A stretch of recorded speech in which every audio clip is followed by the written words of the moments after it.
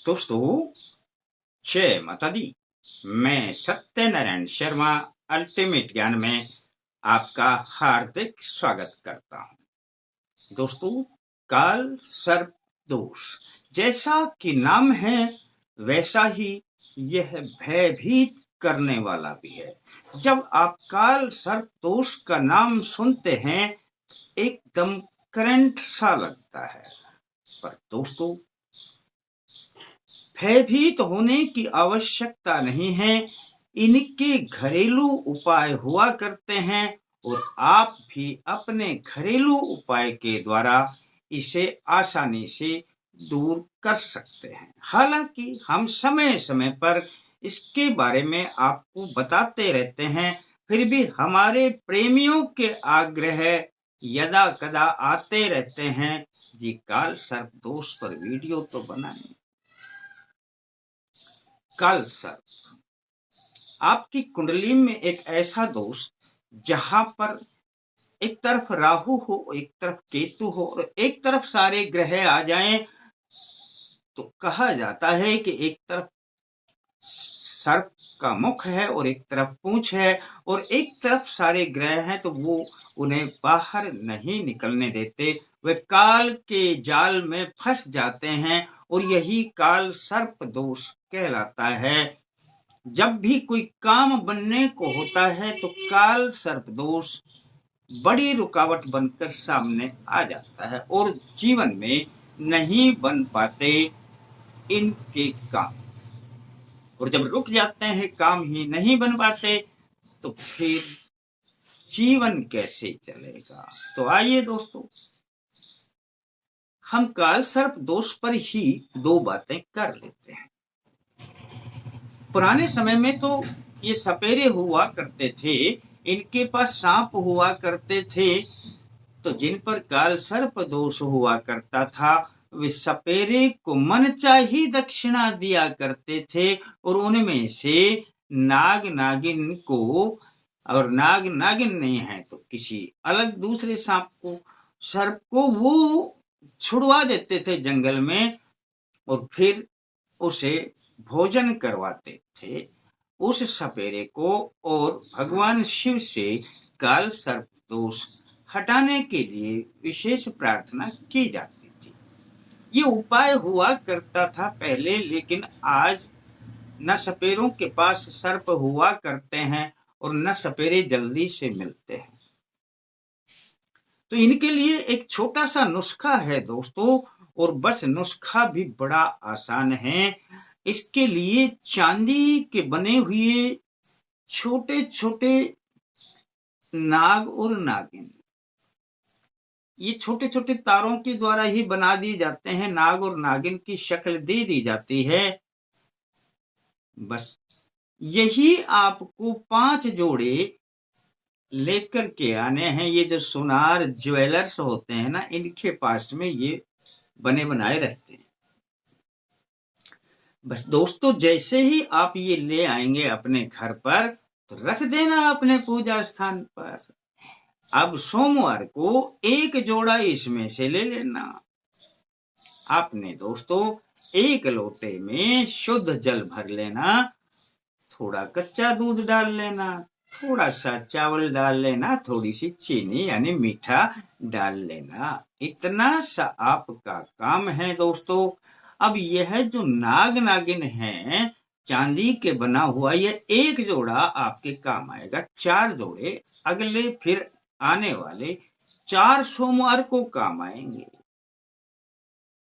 तो एक सोमवार को एक उपाय हो जाएगा, अगले सोमवार को दूसरा, उससे अगले को तीसरा। 5 सोमवार में आपका काल सर्प समूल नष्ट हो जाएगा, जिसके लिए आप परेशान होते रहते हैं, आप दुखी हैं, आपके काम नहीं बनते, या इसे दूर करने के लिए आपसे धन मांगा जाता है या ना जाने कितने पैसों की फरमाइश की जाती है और आपके पास पैसे नहीं हैं, तो फिर आप ये अपना छोटा सा उपाय कर रहे हैं।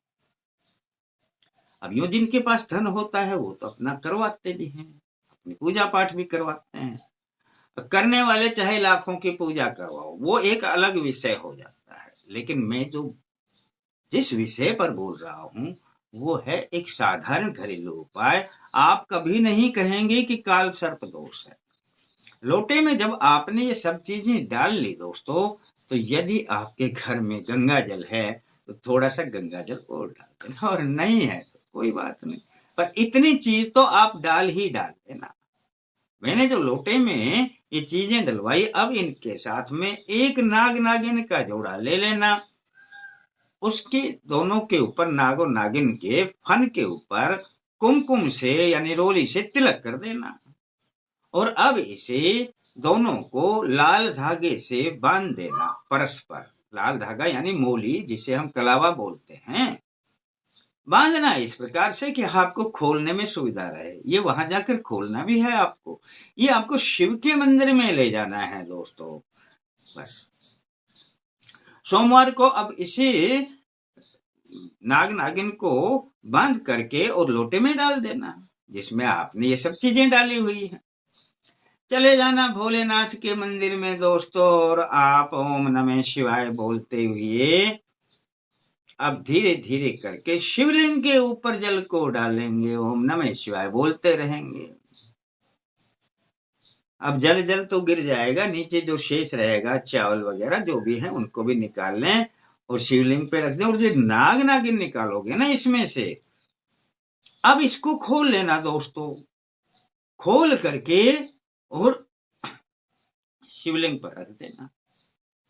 यानी ये नाग नागिन अब मुक्त हो गए, जो बंधन में थे। आप जो इसे बांध करके लाए थे, अब ये बंधन में थे तो आपने अपनी तरफ से इन्हें मुक्त कर दिया दोस्तों। बस इतना करने के बाद आप अब भोलेनाथ से प्रार्थना करें कि हे भोलेनाथ, मैं आपकी शरण में हूं और मेरे ऊपर मेरी जन्म कुंडली में ये जो काल सर्प दोष बना हुआ है ना, इसे दूर कर दे। इतना सा ही तो है।